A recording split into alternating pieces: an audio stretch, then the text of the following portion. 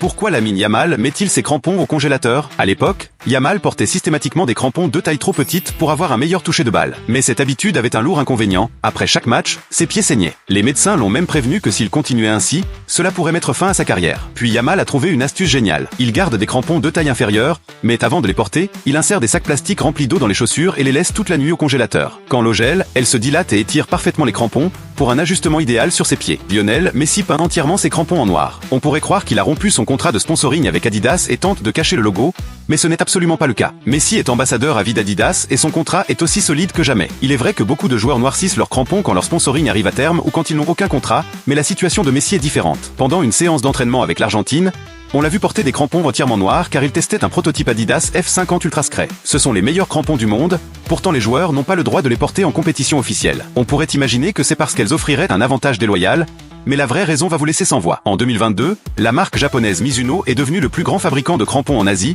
écrasant complètement ses concurrents. En février de la même année, elle a signé un contrat avec la légende Sergio Ramos. Les supporters se demandent alors pourquoi on voit si rarement des crampons Mizuno dans les championnats de haut niveau. La réponse est simple. La plupart des grands clubs ont déjà des partenariats avec Nike ou Adidas, qui fournissent l'ensemble des tenues officielles de l'équipe. C'est pourquoi on voit presque exclusivement Nike et Adidas sur la pelouse, bien plus que toute autre marque.